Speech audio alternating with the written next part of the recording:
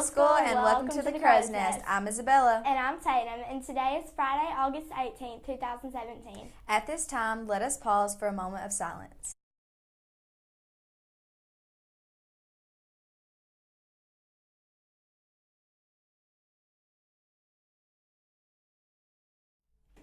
Please stand for the Pledge of Allegiance. Attention, salute, pledge. I pledge allegiance to the flag of the United States of America and to the republic for which it stands, one nation, under God, indivisible, with liberty and justice for all. Our message for today is about learning to keep your cool. Again, let's learn from the words of Martin Luther King Jr., who preached about the importance of nonviolence. You must be willing to suffer the anger of the opponent and yet not return anger. No matter how emotional your opponents are, you must remain calm. And you know, if I was standing at the beginning of time with the possibility of taking a kind of general and panoramic view of the whole of human history up to now, and the Almighty said to me, Martin Luther King, which age would you like to live in? Strangely enough, I would turn to the Almighty and say, if you allow me to live just a few years in the second half of the 20th century, I will be happy. Now that's a strange statement to make because the world is all messed up. The nation is sick, trouble is in the land, confusion all around. That's a strange statement. But I know somehow that only when it is dark enough can you see the stars. And I see God working in this period of the 20th century. Something is happening in our world. Masses of people are rising up. Men for years now have been talking about war and peace. But now no longer can they just talk about it. It is no longer the choice between violence and non-violence in this world. It's non-violence or non-existence. That is where we are today.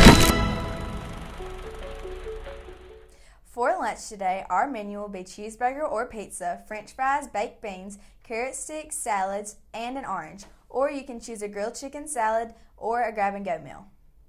4-H, along with the Park and Rec Department, are offering an archery program for youth ages 9 through 18. Students ages 9 through 13 will meet at 5:30, and students ages 14 through 18 at 6:30, each Tuesday and Thursday, beginning August 29th at the Hamilton Rec Center. The cost of the program is $25, and the application can be downloaded at the address below. This morning and continuing into next week, we will again be taking the Global Scholar Test. This test is very important in determining instruction for this year and students to do their very best. Here's the schedule for the upcoming tests.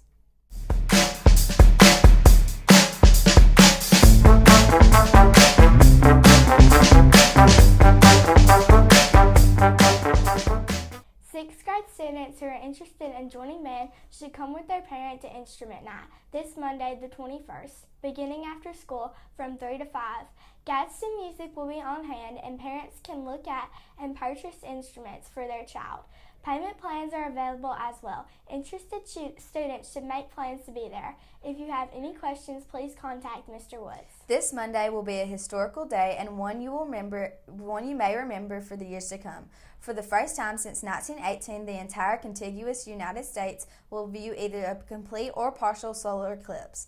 This kind of eclipse only occurs when the moon passes between the earth and the sun, and when the three perfectly line up, our view of the sun will be temporarily obscured. Because all of America will be able to view the eclipse, it's being called the Great American Eclipse. Here in Winfield, all students will be provided with safety glasses to protect their vision when viewing the eclipse. Students must have signed a permission form from their parents on Monday, or they will not be able to go outside to watch the eclipse. Let's take a look at why this eclipse is such a big deal. A solar eclipse happens when the moon's shadow falls somewhere on the surface of Earth, and a lunar eclipse is the opposite, when the Earth's shadow falls on the moon. The two sections of the shadow, the dark umbra and the partially shaded penumbra, their placement determines which type of eclipse we can see from Earth. But not all eclipses are made equal. The most spectacular, the one for your bucket list, is a total eclipse of the sun.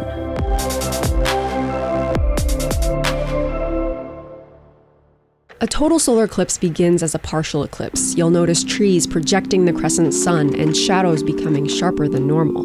The landscape darkens to a bluish gray, and you'll start to feel the temperature drop.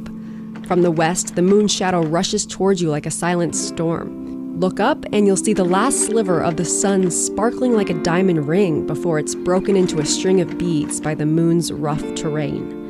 Now you can see the pearly glow of the sun's corona and the pink and red light from the hydrogen gas of the chromosphere. Together, these make up the sun's outer atmosphere, and a total solar eclipse is the only occasion you have to lay eyes on it. This is totality, and if you get a chance to see it, you should.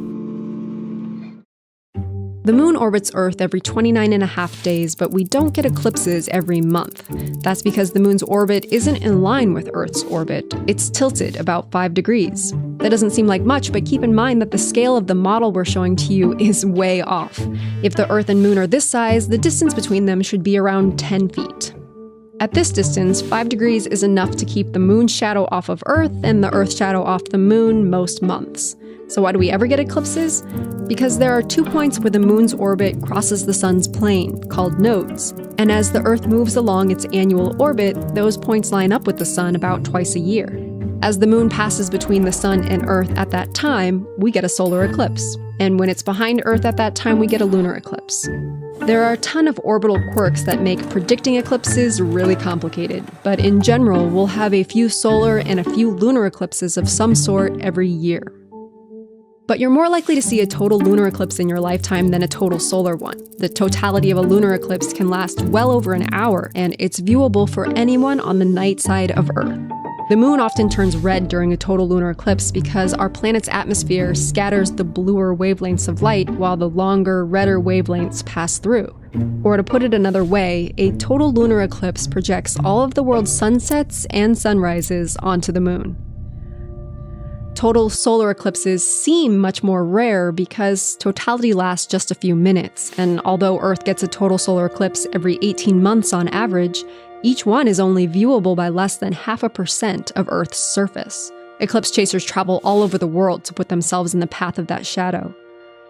In a total solar eclipse, the moon precisely covers the sun from the vantage point of someplace on Earth. This is possible because, by coincidence, the sun and the moon appear to be about the same size in our sky. While the sun is 400 times bigger than the moon, it's also about 400 times farther away. But this alignment isn't constant. The moon has an elliptical orbit. Its size varies about 12% throughout the month. When it's closer to us, we can get total solar eclipses, but less than 30% of solar eclipses are total. More often, we get partial eclipses, where the alignment is a bit off, or annular eclipses, where the moon is too far away to fully block the sun, leaving a ring of sunlight around the moon. In the far future, Earth will only get annular and partial solar eclipses because our moon is moving further away. We know that because Buzz Aldrin and Neil Armstrong left mirrors on the moon in 1969. Astronomers bounced lasers off those mirrors to measure the moon's distance, and that's how they found out that the moon is moving away from Earth by more than 3 centimeters per year. So in a billion years or so, whatever creatures live here will witness Earth's very last total solar eclipse.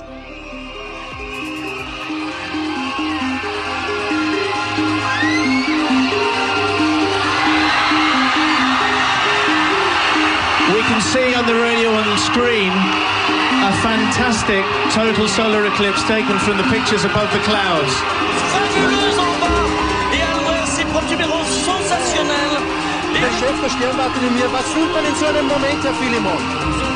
Ja, super. This is just fantastic. A lot of early civilizations feared eclipses. They were seen as an attack on the sun or moon by the forces of darkness. But now that we understand our place in space, eclipses are an occasion for awe and for gratitude. All over the galaxy, rocks are casting shadows on other rocks, but only here, as far as we know, is there someone to notice them. The crow's nest would like to wish a very happy birthday today to Alexandria Hale and happy birthday on Sunday to Will Beasley and Madeline Bolton. Enjoy your special day. That's the view from the Crow's Nest. Make it a great weekend.